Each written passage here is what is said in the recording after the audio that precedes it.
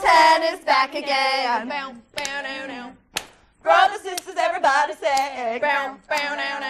We got fun and fame, we'll show you how. We're starting soon, you better tune in now. Do you like fantasy? Yeah. Where the heck are my feet? Yeah. Maybe Pomorski? Yeah. We've got everything you need, but first TV set starts right now. 10 on 10. Yeah. 10 on 10. All right.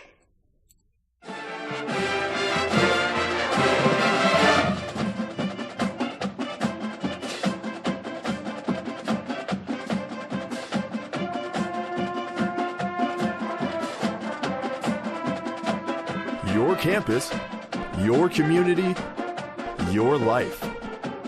This is Bloomington Normal's one and only live newscast, TV10 News.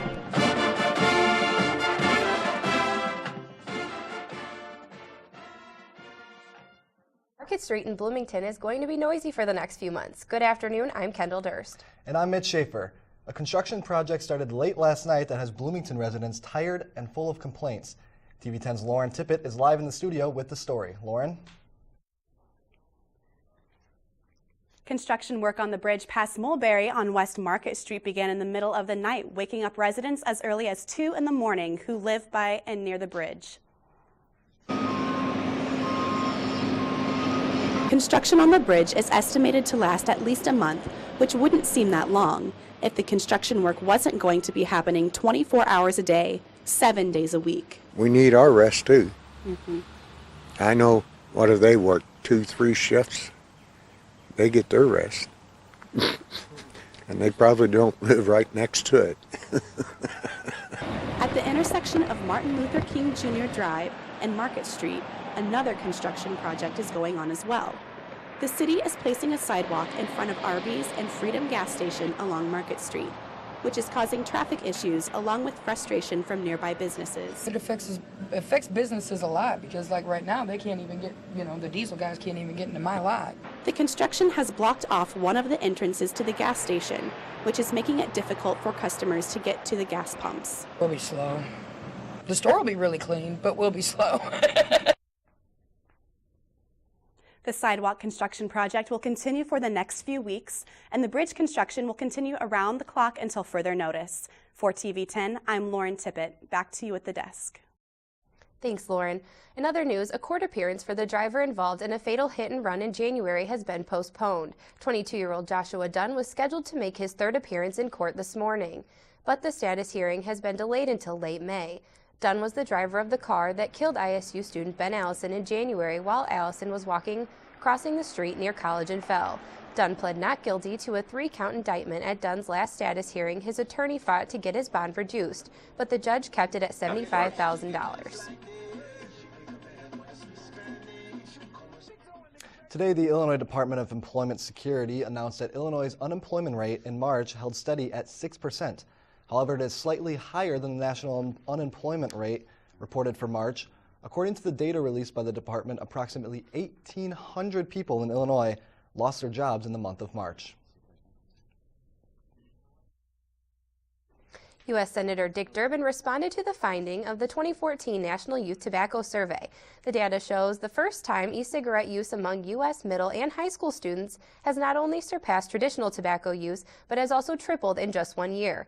The FDA failed to move forward with any proposed federal regulations on e-cigarettes. And as of July 1st at Illinois State, all campus-owned and operated property will become smoke-free, including the use of e-cigarettes. On Wednesday, the Illinois Liquor Control Commission and the Secretary of State Police conducted 19 underage compliance checks.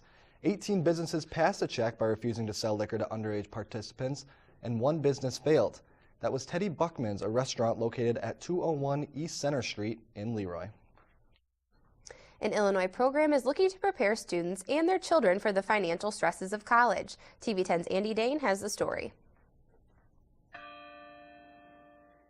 The financial demands of attending a university can be unbearable, and College Illinois wants to help. What the program allows you to do is to purchase semesters of college at a locked-in contract rate.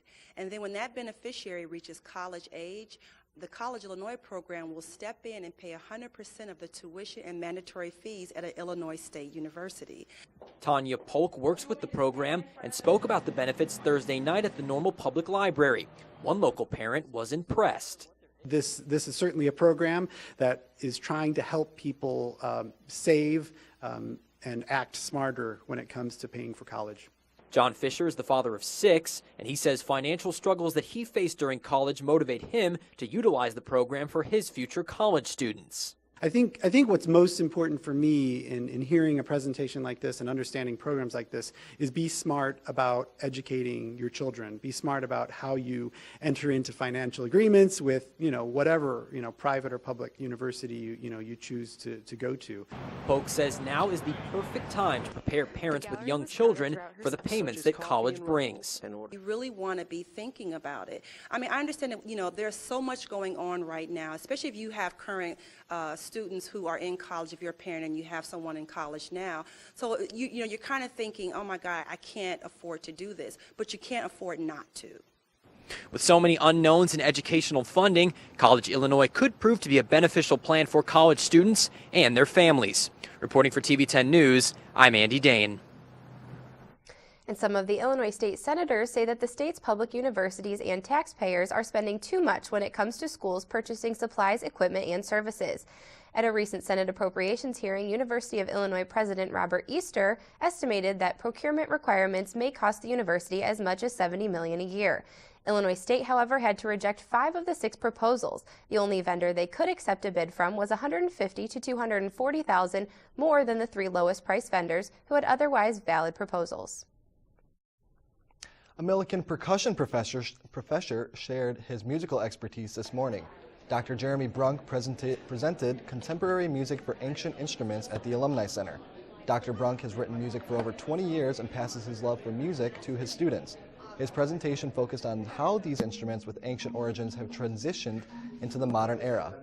Brunk made use of the marimba to illustrate this point.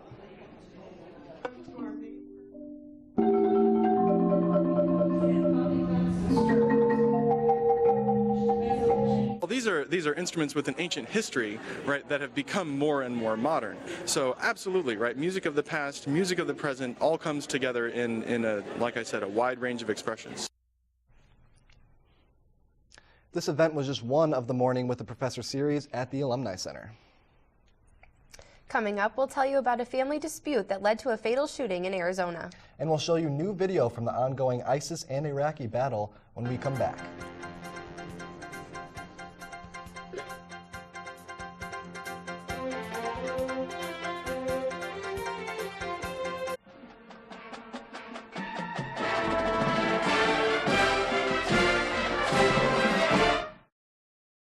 Welcome back. Iraqi fighters are desperately battling ISIS forces in several key regions, including the Baiji oil refinery north of Tikrit.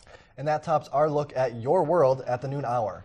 ISIS has posted this video showing its fighters launching artillery and shooting at planes flying overhead. The battle for the refinery has gone on for 6 days now, and the footage seems to show ISIS fighters have gotten inside. The U.S.-led coalition is helping Iraqi forces, launching 8 airstrikes against ISIS around the area. 4 more airstrikes hit ISIS against the city of Ramadi. That stalled ISIS's advance toward the city center and the government complex. However, the city is still at a great threat. The chairman of the U.S. Joint Chiefs of Staff says losing one of the cities won't lose the war. And 5 people have been found dead inside a Phoenix home. Police say they were called to this home for shots fired. A dispute over the family business may have led to this deadly rampage. Almost an entire family killed, and police say at least preliminary information points to one of the brothers as the suspect, shooting the others with a handgun before killing himself. At this point, authorities have not released any names of those involved. A memorial service was held this morning at Germany's Cologne Cathedral for the victims of the crash of Germanwings 9525. Hundreds of friends and families also in attendance were German Chancellor Angela Merkel and the owner of Germanwings. The flight went down over the French Alps last month, killing all 150 people on board. Investigators say the co-pilot, who was suffering from depression, deliberately crashed the plane.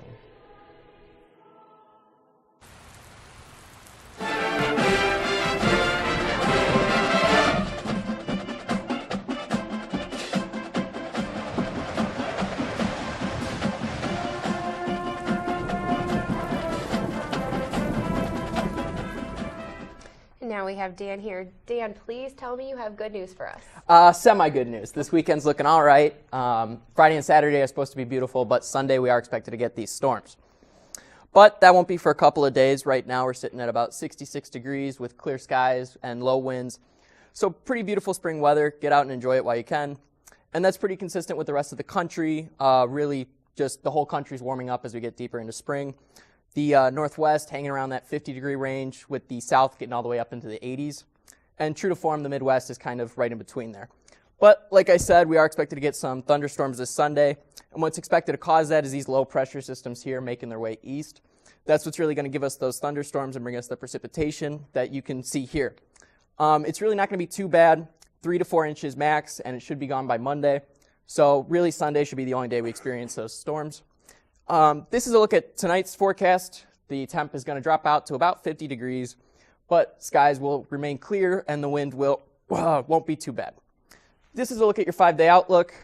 As a whole, this whole week is looking pretty beautiful with the exception of those Sunday storms. But as soon as Monday comes around, should be nice spring weather. All right, Dan, well, I think I can deal with the storms on Sunday if the nice weather continues throughout the week. As long as we can get through that, it should be nice. All right, thanks, Dan. Yeah. All right, coming up, he's the hero we deserve, not the one we need right now. We'll tell you more. And we'll show you which local high school is in need of some new technology after the break.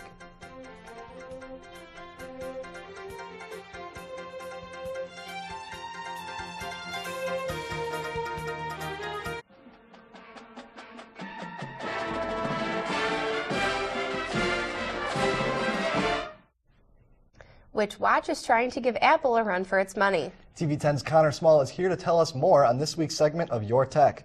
Connor? Mitch, Kendall, thank you. There's a brand new smartwatch hitting the market that's creating a lot of buzz, and no, it's not the Apple Watch. This watch is called Pebble Time, and though it may not outsell the Apple Watch, it has already had a ton of success in its month-long campaign on Kickstarter. Listen to these numbers. Pebble Time has raised its first $1 million in 49 minutes. That's a Kickstarter record. Just a week after that, it raised over $13 million, becoming the most funded campaign in Kickstarter history. Now, Pebble Time has raised over $20 million. Its startup goal was $500,000, so it just barely reached that. In more important news,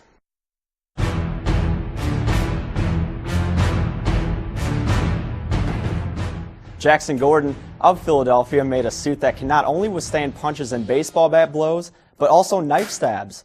In fact, Gordon says it can withstand everything but a gunshot. With the help of our friends at Kickstarter, Gordon raised over $1,200 for his costume fund. The recipe to his armor consists of polycarbonates and extruded PVC materials for the torso, arms, and legs, and silicone with liquid polyurethane for the cowl. Bruce Wayne would be so proud. That does it for this week's Your Tech. For TV10, I'm Connor Small.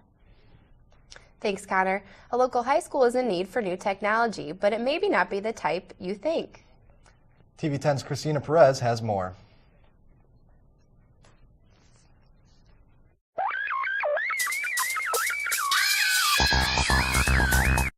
A local high school's technology program has entered an online contest. It would be amazing. Obviously, every amount of money that we can get and every resource we can get for our school is helpful for our students. Normal Community High School's technology program is among many competing for the huge cash prize. $10,000 can go a long way, from something really big to something really small. Technology teacher Anthony Glorioso assists students with hands-on projects. But he says the tools can be dangerous. More safety in here, and just make sure kids don't cut any fingers off, I guess. Students mainly practice woodworking. We actually do wooden mugs that students can actually drink out of. This mug is one of the projects that Mr. Glorioso's students are currently working on. They use the equipment behind me to make cool projects. With this grant, they would buy more efficient and safer equipment. Just vote and help support my school, support me. It's a great opportunity to do this. To cast your vote for Normal Community High School, all you need to do is search Midwest Technical Institute, East Peoria on Facebook. Voting ends May 4th. For TV 10 News, I'm Christina Perez. The Normal Community High School Tech program is currently in 6th place. All right, coming up after the break, we'll take a look at what's going on in sports this weekend. And one of the Cubs' top prospects got a life-changing but anticipated call last night. Stay tuned.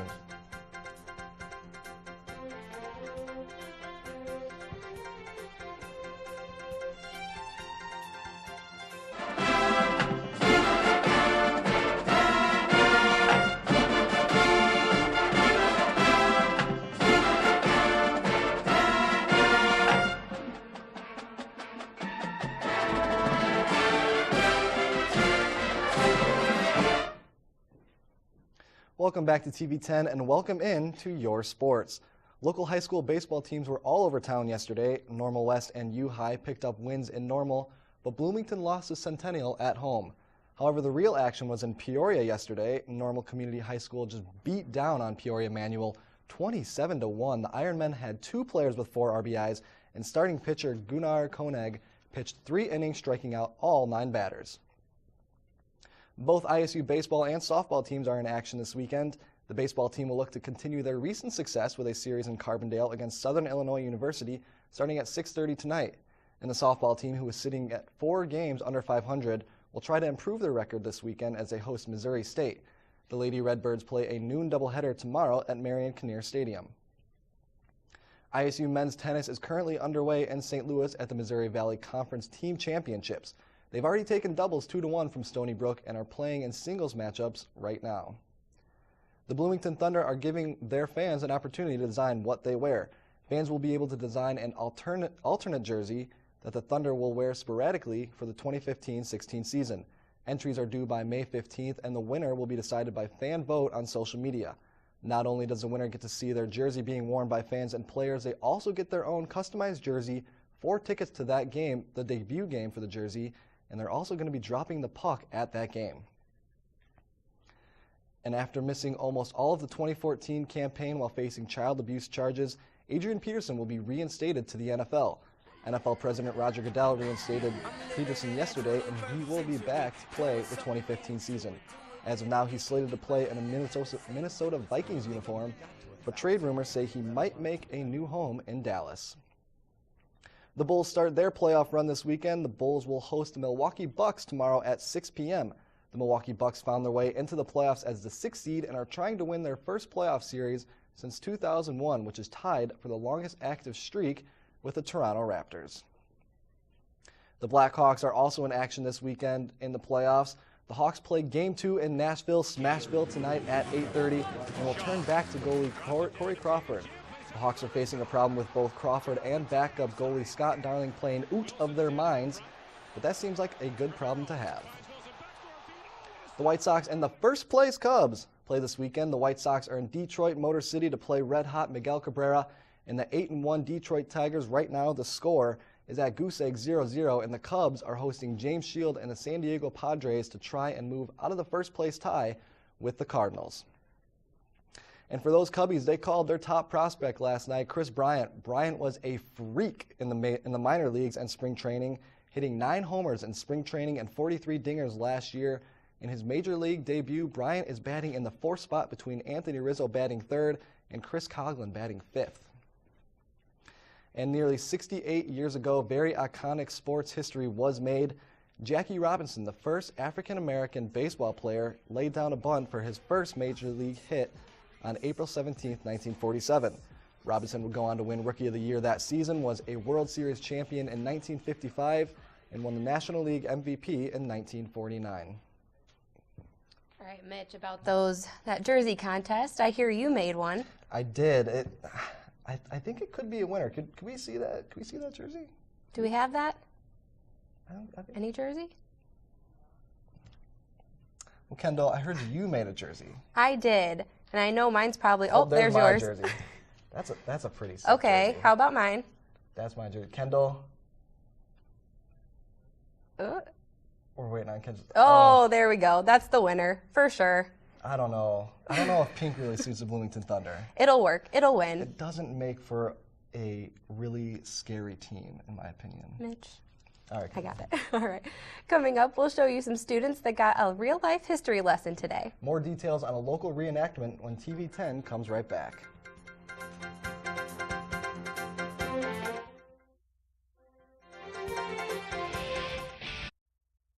Local elementary schools got quite the lesson today when history was brought to life. TV 10's Connor Boyd had a shot in the action and is live in the studio with more. Connor, what you got?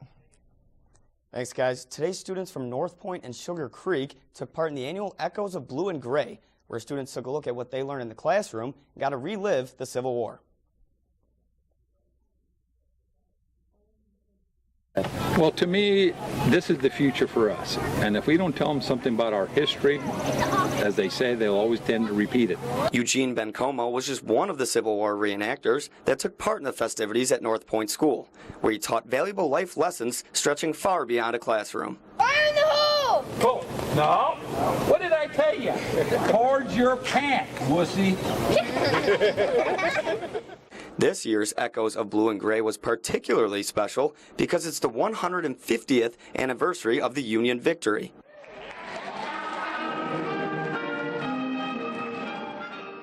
Doing the simulation helps to bring history alive for the kids. It's very hard to think back to what it was really like back at 150 years ago. The battle between brothers set the Civil War apart from the rest. The Civil War was our history.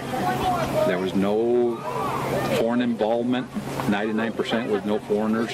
Students learned about all walks of life in the 1860s through presentations as well as interactive fun. It's so much across the curriculum. We bring in the reading and the writing and, even math and science. Students from North Point will conclude their Civil War studies with an upcoming trip to Springfield this month. Back to you guys at the desk. Thank you, Connor. Now we have Dan back in the studio to give us a recap of the weather. Dan, what do you got? Well, actually, this weather's looking really nice pretty much all week. The one exception is this Sunday. We're expected to get a good amount of thunderstorms, so the TV 10 softball game actually is going to get rained on a little bit. That's okay. We can play through a little rain. Yeah, absolutely. And we're going to take down WZND in that rain. Absolutely. We'll see what happens.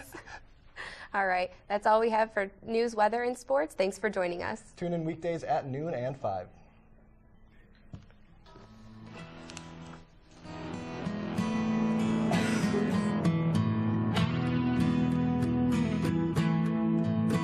Hello and welcome to Campus Spotlight. I'm Brendan McNulty. Each week, Campus Spotlight is here to tell you about an individual, their cause, or an organization. Joining us today is Eric Hodges, who is the Illinois State Emergency Manager and oversees some of the most recent training exercises that you may have noticed around campus. First off, I want to thank you for taking the time to be here today. I appreciate it. Thank you. So, first off, why does Illinois State do these type of training simulations? Well, the exercise we most recently did was a full-scale exercise, and it is the most complex but also the most rewarding kind of exercise because it really exercises muscle memory. You're using all of your senses and you're completely immersed in the exercise, and you can't get the same takeaway from that as you can just standing in front of a lecture hall or being in a classroom setting. Being hands-on, immersed in the exercise is by far the most valuable. Absolutely. So how often do you guys usually run a simulation or a training exercise? These kinds of full-scale exercises we'll do every couple of years. This one, the active shooter exercise, we haven't done since 2008. Okay. So it's extremely rare to do one this big with this many people involved and this many moving parts. I see. So how does it participate those who attend and actually take a part of it? Not just the emergency services or the police, fire personnel who might be involved, but also Illinois State. Is there something more than just being prepared and ready for it? Yeah, for this particular exercise, we specifically invited students and faculty to participate, so they can immerse themselves in roles of being a simulated hostage or maybe being a shooting victim in this particular case. So we reached out to a number of departments on campus and actively sought students and faculty who were willing to participate in this, and we did, and it was outstanding. outstanding participation. Interesting. That must have been quite a ride for those participating, just being the bystanders. It was. Yeah, it was. Everyone got a very active role, the kind of role they wanted, whether they're running outside of the building, whether they actually had simulated injuries, whether they were a hostage. We had some people that were simulating having an asthma attack or having a panic attack, and so students really, the student actors really got an opportunity to stress the realism of the situation. Interesting. And kind of going off of that, you just said that the last one you guys had was an active shooter training. What kind of other circumstances would you guys might train for, be kind of looking out for? So we'll do maybe a train derailment. That's actually the one we were planning to do, was a train derailment exercise. Really?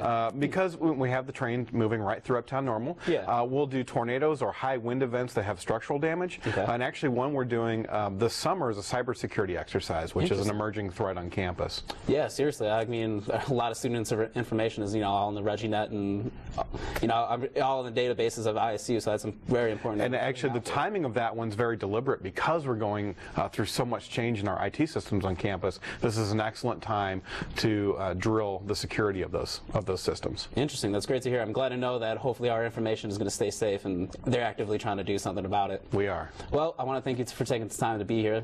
We're all out of time.